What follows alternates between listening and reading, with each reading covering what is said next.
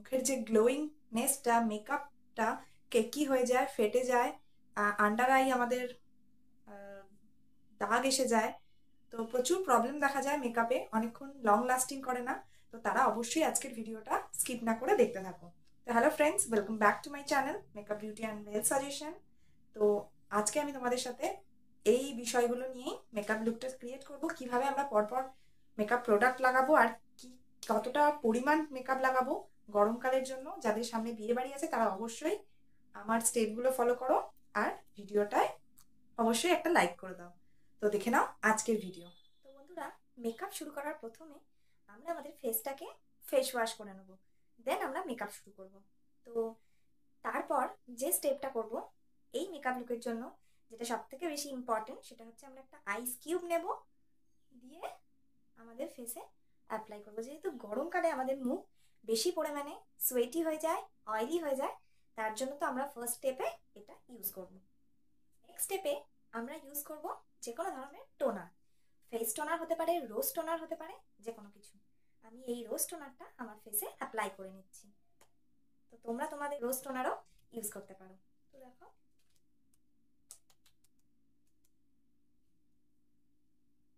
এভাবে ড্যাব ড্যাব করে অ্যাপ্লাই করে নেব। তো এটাকে শুকাতে দিন। এটার ওপরই আমরা অ্যাপ্লিকেশন করব না, তাহলেই একই হয়ে যায়, আমাদের প্যাচনেস হয়ে যায়, আন্ডার আই ক্রিজ হয়ে যায় মেকআপ।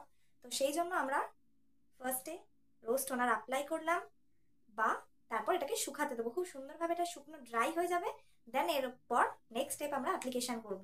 তো দেখো, আমার শুকনো হয়ে এসছে। এবার নেক্সট স্টেপের দিকে চলে যাব। তো এবার আমি অ্যাপ্লাই করে নিচ্ছি। তো দেখো, আমি আর গরমকালে যেহেতু মেকআপ লুকটা আর সোয়েট প্রুফ, সেই জন্য সমস্ত প্রোডাক্টই আমরা অল্প পরিমাণে ইউজ করব। তো এটাও আমার লাগানো কমপ্লিট হয়ে গেল। এটাকেও আমাকে অ্যাবজর্ব করতে দিতে হবে। টাইম নিয়ে সুন্দরভাবে মেকআপ করো, তাহলে দেখবে তোমাদের মেকআপ কখনোই সোয়েটি হয়ে যাচ্ছে না, মুখ কালো হয়ে যাচ্ছে না, আর মেকআপ অনেকক্ষণ লং লাস্টিং করছে। তো দেখতে থাকো ভিডিওটা। তো তারপর আমরা যদি ডে টাইম মেকআপটা করি, তাহলে তো আমাদেরকে সানস্ক্রিন অবশ্যই ইউজ করতে হবে। তো এরপর আমি অ্যাপ্লিকেশন করছি সানস্ক্রিনের। তো এটাও ভালোভাবে আমার স্কিনে অ্যাবজর্ব করুক, শুকনো হয়ে যাক, তারপর নেক্সট স্টেপে চলে যাচ্ছি। এবার আমি প্রাইমার অ্যাপ্লিকেশন করব। তো মেকআপ করার জন্য প্রাইমার ইউজ করা হচ্ছে সব থেকে ইম্পর্টেন্ট কাজ।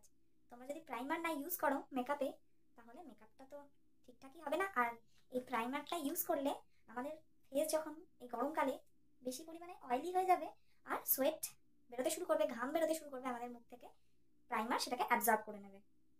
তো প্রাইমার তো অ্যাপ্লাই করতে হবেই। মেকআপ করার জন্য এই প্রোডাক্টগুলো অবশ্যই তোমাদের কাছে থাকা দরকার। সমস্ত কিছুই অ্যাপ্লিকেশন করার পর পর আমি কিছুটা টাইম দিচ্ছি এটাকে শুকনো হবার, তারপর আমি নেক্সট স্টেপ ইউজ করছি। তো তোমরাও এইভাবেই মেকআপ করো, তাহলে তোমাদের মেকআপ কখনোই ঘেমে নষ্ট হয়ে যাবে না, মেকআপ লং লাস্টিং করবে, মুখ কালো হবে না, আর সুন্দর লাগবে। আর তোমরা যাতে তোমাদের স্কিন টাইপ অনুযায়ী তোমরা প্রাইমার নিয়ে নাও। মার্কেটে অনেক রকমের প্রাইমার অ্যাভেলেবেল আছে। যদি একটা বাজেট ফ্রেন্ডলি প্রোডাক্ট বলো, তো আমি তোমাদের সাথে শেয়ার করছি এই ব্লু হেভেনের প্রাইমারটা। এটা একটা gel base silicone base primer, ভীষণ ভালো প্রোডাক্ট এবং বাজেট ফ্রেন্ডলি, তোমরা ইউজ করতে পারো। তো অ্যাপ্লিকেশন হয়ে গেছে, এবার আমি নেক্সট স্টেপের দিকে চলে যাব। তো এবার আমি কারেকশন করব। তো তোমরা যেখানে যেখানে ভাবছো তোমাদের স্কিনে ব্ল্যাক স্পট রয়েছে, রেডনেস রয়েছে, তো সেখানে সেখানে কারেকশন করে নেওয়া মাস্ট। তো দেখো, আমার স্কিনটা ব্যালেন্স হয়ে গেছে। এবার আমি ফাউন্ডেশন অ্যাপ্লাই করছি। তো ফাউন্ডেশন অ্যাপ্লাই করার আগে আমরা আমাদের হাতে এইভাবে ফাউন্ডেশনটাকে ব্লেন্ড করে নেব। আমরা ভালোভাবে ব্লেন্ড করে নেব, তাহলে আমাদের এই ফাউন্ডেশনের মধ্যে ছোট ছোট টেনি পার্টিকেলস থাকলে সেগুলো তার সাথে ব্লেন্ড হয়ে যাবে। তো দেখো কিভাবে আমার ফেসে ড্যাব ড্যাব করে আমি অ্যাপ্লিকেশন। এবার ব্লেন্ড করার আগে আমি ফিক্সার দিয়ে আমার এইবার আমরা ব্লেন্ড করব, তাহলে আমাদের মেকআপটা অনেকক্ষণ লং লাস্টিং করবে। তো ব্লেন্ডিং কমপ্লিট। পর আমরা একটু কন্ট্রোলিং করে নেব।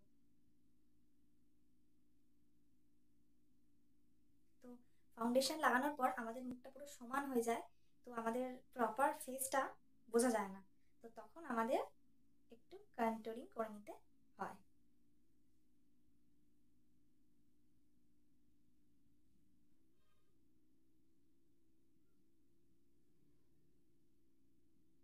তো এবার আমরা ব্লাশ লাগাবো।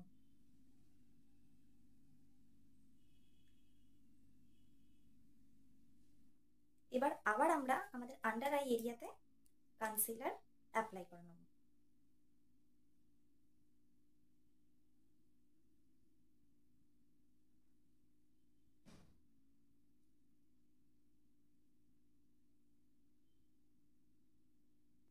কনসিলার লাগাবার সঙ্গে সঙ্গে আমরা এরকম একটা পাফের সাহায্যে লুজ পাউডার অ্যাপ্লাই করব।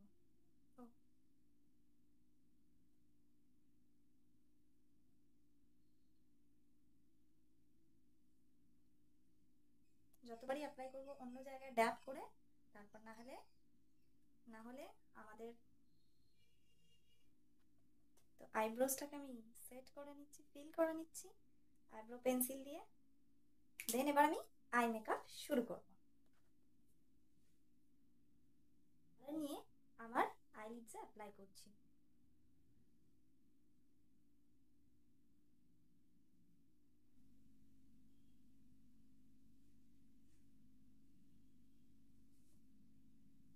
শিমার এই কালারটা আমার আই মেকার। এবার আমি আইলাইনার লাগাবো আর কাজল করব। তো লাইনার লাগানোও আমার কমপ্লিট হয়ে গেছে। এবার আমি মাস্কারা লাগিয়ে নিচ্ছি, আর এই মাস্কারাটা আমার পার্সোনালি ভীষণ ফেভারিট, ব্লু হেভেনের টুইস্ট কালার মাস্কারা।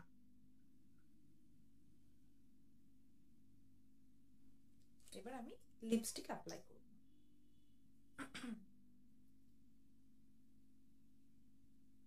এটাকে আমি বর্ডার করে নিয়েছি, দেন ভিতরে অন্য একটা শেড দিয়ে আমি ফিল করব।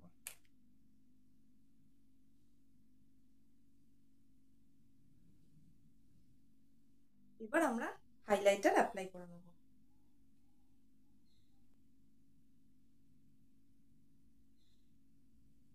বন্ধুরা, লাস্ট অ্যান্ড ফাইনাল স্টেপ যেটা আমরা করব সেটা হচ্ছে সেটিং স্প্রে দিয়ে আমাদের পুরো মেকআপটাকে লক করে নেব।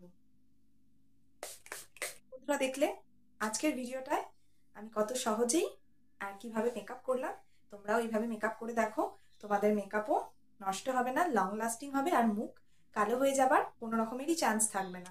আর স্কিনেতে সোয়েটও হবে না, যদি ঘাম হয়ও তো সেটাও ঠিক করার জন্য আজকের ভিডিও। তো ভালো লাগলে লাইক, কমেন্ট ও শেয়ার করে দিও, অ্যান্ড সাবস্ক্রাইব। তো